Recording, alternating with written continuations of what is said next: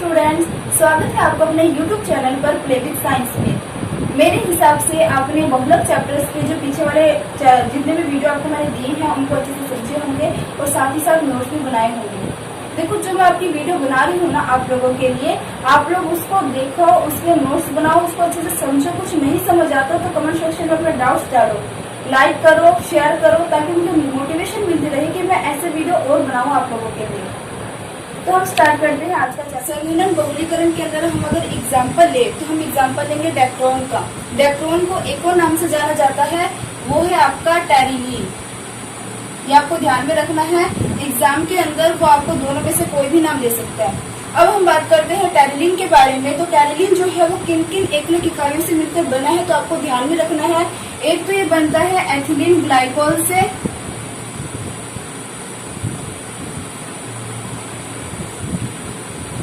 और एक ये बनता है टेरथैलिक अम्ल से।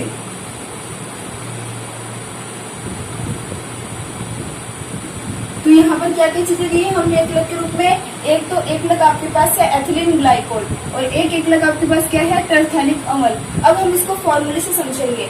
एथिलीन ग्लाइकोल का फॉर्मूला होता है CH2OH। क्लियर बात? CH2OH। ये तो हो गया आपका एथिलीन ग्लाइकोल। अब हम लेंगे टेरथैलिक अम्ल। टेरथैलिक अम्ल का फॉर्मूला होता है आपका यहाँ पर C++OOH C6H5 C++OOH। क्लियर बात? एक चीज आप लोगों को हमेशा क्लियर रखना है कि जहां पर शब्द आ जाता है जहां पर शब्द आ जाता है आपका अम्ल, तो वहां पर आपका COOH आएगा ही आएगा। ये आपके माइंड में क्लियर होना चाहिए। तो यहाँ पर मैंने क्या कहा, टेरथैलिक अम्ल है तो क्या आ गया आपका COH ग्रुप आ गया और बीच में आपका क्या आ गया C6H5। अब आपको पता है कि जब हम संघनन बहुलीकरण अभिक्रियाएं करवाते हैं तो संघनन बहुलीकरण अभिक्रिया के दौरान क्या होता है, या तो वाटर का अणु या HCl या अल्कोहल जैसे कई ऐसे तत्व होते हैं जो बाहर निकलते हैं। सूक्ष्म अणु के रूप में आपके ये बाहर निकलेंगे ही। तो आपको ध्यान में रखना है कि इसके अंदर आपका क्या बाहर निकलेगा, यहाँ से जाएगा आपका हाइड्रोजन और यहाँ से जाएगा आपका OH। क्या बाहर निकल गया आपका वाटर का मॉलिक्यूल। जब जल का अणु बाहर निकल जाएगा तो ये दोनों अणु जो है वो आपस में क्या करेंगे, जुड़ जाएंगे, और जुड़ने के बाद आपको ये क्या बन जाएगा, टेरिलीन बन जाएगा, या फिर हम इसको क्या बोलेंगे, डेक्रोन बन जाएगा। तो देखना इसको फिर आप लिख देंगे इस तरीके से, बहुलीकरण। नेक्स्ट क्या आ जाएगा, CH2, इधर आ गया आपका OH CH2O C++O C6H5 C++O OH। और क्या बाहर निकल गया आपका, साथ में जल का अणु बाहर निकल गया। अब देखो, हमने पीछे आपको समझाया था कि जब हम कभी भी, अब हम बात करते हैं कि जब हमने पीछे समझे थे संघनन बहुलीकरण को या फिर योगात्मक बहुलीकरण को, तो वहां पे मैं आपको एकलक इकाइयों के आगे सीधे n लगा के समझा रही थी। ठीक है, तो वहां पे वो सिर्फ समझने के लिए था कि हम बार बार उसको खोल के थोड़ा लिखेंगे। लेकिन अब इसको मैं समझाने के लिए एक एक स्टेप बता रही हूँ कि सबसे पहले आपने क्या लिया, एथिलीन ग्लाइकोल लिया, फिर उसके बाद आपने क्या लिया, टेरथैलिक अम्ल लिया। जब इन दोनों के बीच रिएक्शन करवाई तो क्या बाहर निकल गया, आपका वाटर का मॉलिक्यूल बाहर निकल गया और पीछे के दोनों जो एकलक इकाइयां हैं वो आपस में जुड़ गई। अब नेक्स्ट हम क्या करते हैं, नेक्स्ट स्टेप में हम एक और क्या लेंगे, एथिलीन ग्लाइकोल लेंगे। क्या लेंगे, यहाँ पे मैं लिख देती हूँ CH2OH OH। अब इस पूरे के साथ मैं रिएक्शन करवा रही हूँ, किसके साथ, एथिलीन ग्लाइकोल के साथ। जैसे मैं एथिलीन ग्लाइकोल के साथ रिएक्शन करवाऊंगी तो आपको पता है क्या बाहर निकलेगा, वाटर का मॉलिक्यूल, यानी यहाँ से जाएगा आपका OH और यहाँ से जाएगा आपका H, और ये आपका क्या बन जाएगा, अगेन स्टेप देखना।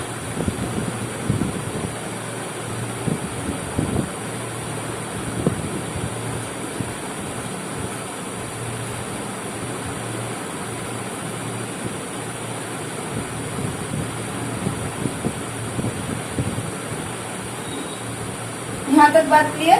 वापस जल का अणु बाहर निकल जाएगा। अब जो आपका ये अणु बना है, अब इसके साथ हम दोबारा रिएक्शन किसके साथ करवाएंगे, एक बार तो हमने ले लिया एथिलीन ग्लाइकोल और एक बार ले लिया टेरथैलिक अम्ल, रिएक्शन करवा दी। जल का अणु बाहर निकल गया, ये हमारे पास बन गया। ठीक है, अब इसके बाद हम दोबारा एक और क्या लेंगे, एथिलीन ग्लाइकोल लेंगे, फिर रिएक्शन करवाएंगे, जल का अणु बाहर निकल जाएगा, जो बनेगा उसकी रिएक्शन हम दोबारा किसके साथ करवाएंगे, अब हम करवाएंगे टरफैलिक अम्ल के साथ। यानी मैं इसको लिख देती हूँ इस तरीके से,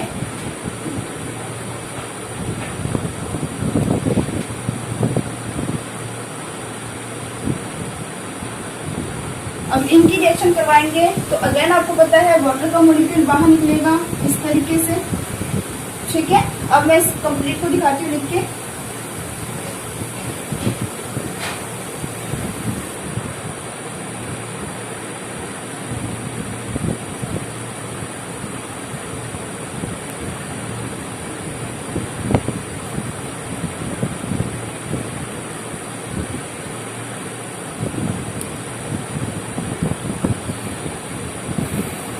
क्लियर बात, इस तरीके से कई सारे एथिलीन ग्लाइकोल जोड़ेंगे, पहले एथिलीन ग्लाइकोल फिर टरफैलिक अम्ल, फिर एथिलीन ग्लाइकोल फिर टरफैलिक अम्ल। इस तरीके से कई सारी एकलक अणु जब इनके जुड़ जाएंगे तब जाके आपकी बहुलीकरण अभिक्रिया।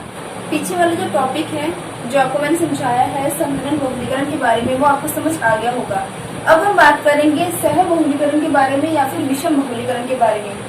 एक अंतर जो है ना वो आप ध्यान से समझना। एक तो बात मैं कर रही थी संघनन बहुलीकरण के बारे में और एक मैं बात कर रही हूँ संघनन बहुलीकरण के अंदर सह बहुलीकरण के बारे में। तो सबसे पहले जो हमने बात की संघनन बहुलीकरण, तो संघनन बहुलीकरण के अंदर दो या दो से अधिक एकलक इकाइयां भी हो सकती है या केवल एक एकलक इकाइयां भी हो सकती है। मतलब एक ही कई सारी एकलक इकाइयां पुनरावृत्त रूप से आपस में जुड़कर भी संघनन बहुलीकरण अभिक्रिया प्रदर्शित करती है। लेकिन उसके लिए जो आपको शर्त याद रखनी है वो ये है कि उसमें जल का अणु, HCl का अणु या अल्कोहल बाहर निकलना जरूरी है। समझ आ गई बात? यानी संघनन बहुलीकरण की बात करें तो संघनन बहुलीकरण के अंदर जो हम बहुलक इकाई लेते हैं उसके लिए जो हम एकलक इकाई की बात करते हैं वो आपकी एक भी हो सकती है, दो भी हो सकती है या उससे ज्यादा भी हो सकती है। लेकिन अगर हम बात करते हैं यहाँ पर सह बहुलीकरण या विषम बहुलीकरण के बारे में, तो इसको आपको ध्यान से समझना है। सह बहुलीकरण के अंदर हमेशा जो बहुलक इकाइयां बनेगी वो दो या दो से अधिक एकलक इकाइयों से ही बनेगी, उससे कम से कभी नहीं बन सकती। क्लियर बात? तो अगर हम बात करते हैं सह बहुलीकरण या विषम बहुलीकरण के बारे में, तो इसमें हम एग्जाम्पल ले सकते हैं नाइलॉन 6,6 का। इसका एग्जाम्पल ले सकते हैं नाइलॉन 6,6 का। आपको पता है नाइलॉन 6,6 किससे मिलकर बनता है? एक तो बनता है आपका हेक्सामेथिलीन डाइएमीन। क्लियर बात? एक तो बनता है आपका हेक्सामेथिलीन डाइएमीन और एक बनता है आपका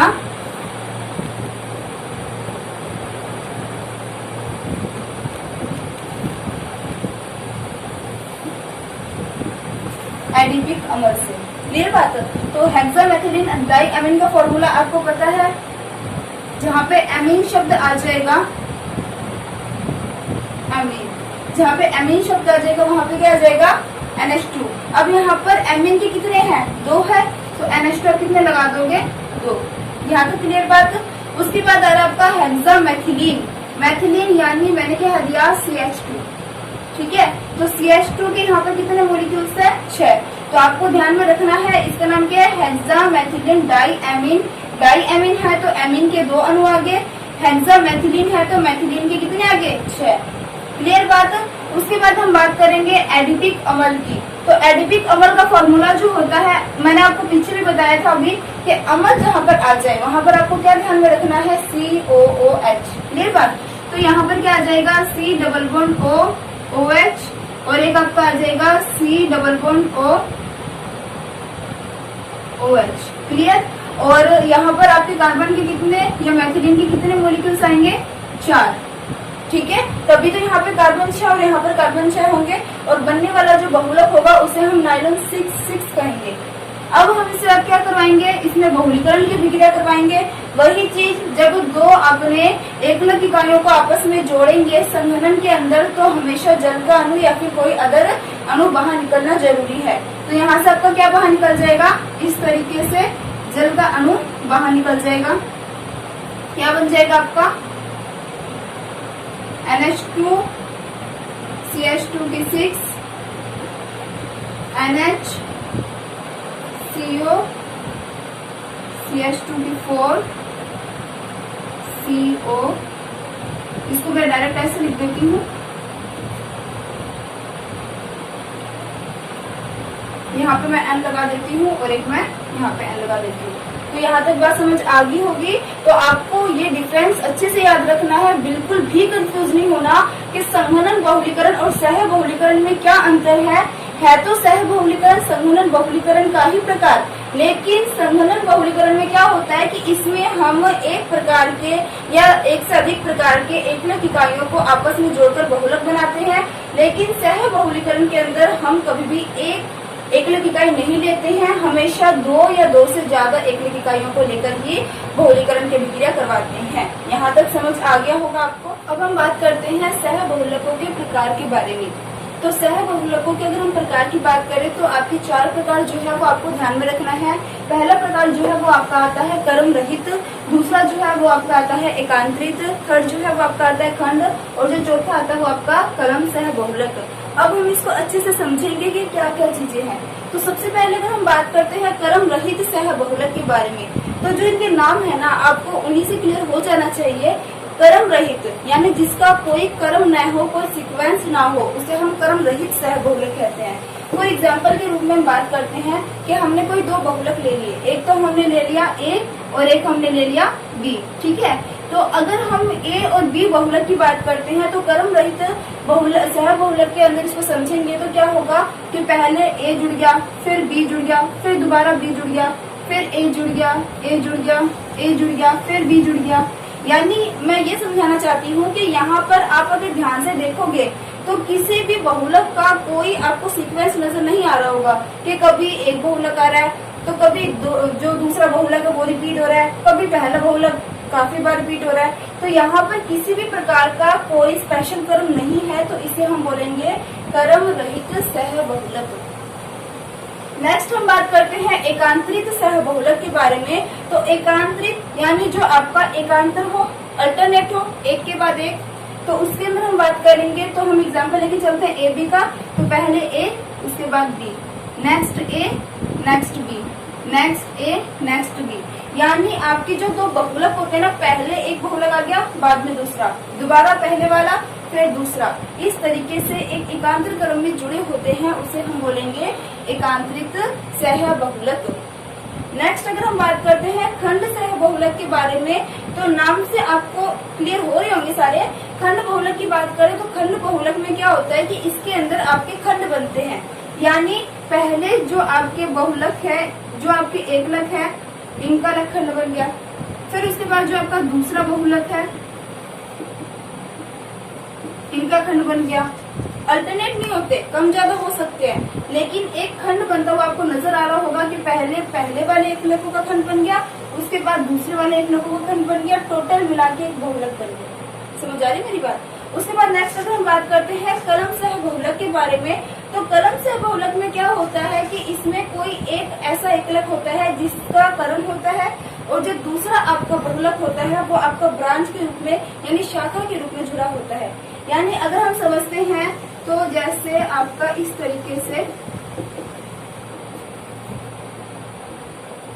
ये आगे आपके सारे के सारे एक ही बहुलक आगे एक कलम में, लेकिन जो आपका दूसरा बहुलक है वो आपका इस तरीके से ब्रांच के रूप में यानी शाखा के रूप में जुड़ा होता है।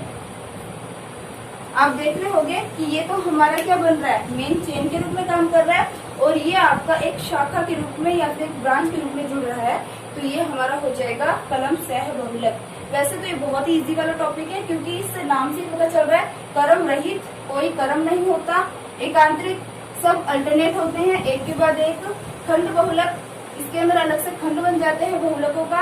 और कलम सह बहुलक की बात करें तो इसमें जो आपके पहले वाले बहुलक है उनका तो क्या बन गया, कर्म बन गया, और जो दूसरे वाले बहुलक है वो आपकी साइड चेन के रूप में काम कर। अब हम बात करते हैं सह बहुलीकरण के उपयोग के बारे में। तो अगर सह बहुलीकरण के उपयोग की बात करते हैं तो सह बहुलीकरण का मतलब क्या होता है कि 2 या 2 से अधिक एकलकों को मिलाकर कोई नया बहुलक बना सकते हैं, और उस बहुलक में हम कई सारे चेंजेस मतलब कर सकते हैं। देखो अगर हम बात करते हैं नायलॉन 6 के बारे में, तो जो नायलॉन 6 होता है ना, उसका गलनांक भी कम होता है और साथ ही साथ वो आपका क्या होता है, कठोर होता है, क्रिस्टलीकृत होता है। लेकिन जैसे इसमें हम थोड़ी सी मात्रा में क्या मिला दें, टरफैलिक अमल मिला दें, नायलॉन 6 में अगर थोड़ी सी मात्रा में टरफैलिक अमल मिला देते हैं सहबहुलीकरण प्रक्रिया के दौरान, तो एक तो वो आपका क्या हो जाता है, कठोर हो जाता है, साथ ही साथ उसकी जो क्या कहते हैं, सॉरी, उसकी जो गलनांक क्षमता हो जाती है वो आपकी उच्च हो जाती है। क्लियर बात है। तो आपको ध्यान में रखना है कि सहबहुलीकरण प्रक्रिया के द्वारा जो आपके पहले वाले बहुलक इकाई थी उनमें कई प्रकार के चेंजेस किए जाते हैं, या तो उनकी गणन क्षमता, सामर्थ्य क्षमता बढ़ा दी जाती है, या फिर उनके गलनांक क्वथनांक उच्च कर दिया जाता है। ऐसे कई सारे चेंजेस किए जाते हैं, जैसे कि नायलॉन 6 है, ये आपका गलनांक और कम गलनांक वाला होता है, कठोर क्रिस्टलीकृत पदार्थ होता है। लेकिन इसमें जैसे ही हम टरफैलिक अमल मिलाएंगे तो ये तीनों के बहुलीकरण से जो आपका एकलक बहुलक बनेगा उसका जो गलनांक होगा वो हो जाएगा उच्च, और वो पहले की तुलना में थोड़ा कम कठोर हो जाएगा। नेक्स्ट हम बात करते हैं कि अगर हम स्टायरीन के अंदर थोड़ी सी मात्रा में एक्रिलोनाइट्राइल मिलाएंगे तो इसके अंदर जो हाइड्रोकार्बन होते हैं ना वो मजबूत हो जाते हैं। आपको ध्यान में रखना है, इसमें जो आपके हाइड्रोकार्बन होते हैं वो आपके मजबूत हो जाते हैं। नेक्स्ट अगर हम बात करते हैं स्टायरीन और ब्यूटाडाइइन को जब हम मिलाते हैं, यहाँ पे आ जाएगा ब्यूटाडाइइन। जब स्टायरीन और ब्यूटाडाइइन का सह बहुलीकरण किया जाता है तो इन दोनों के सह बहुलीकरण से क्या बनता है, आपका संश्लेषित रबर बनता है। तो इस तरीके से हम बात कर सकते हैं कि जो हमारा सह बहुलीकरण है इसका हम कई तरीके से उपयोग कर सकते हैं। मेरे हिसाब से आपको ये वीडियो समझ आ गई होगी अच्छे से, आप अच्छे से इसको पढ़ रहे होंगे, नोट्स भी बना रहे होंगे। अगर आपको फिर भी कुछ डाउट रह जाता है तो कमेंट सेक्शन में डालना मत भूलिएगा, और वीडियो पसंद आए तो लाइक, शेयर एंड सब्सक्राइब भी जरूर कीजिएगा।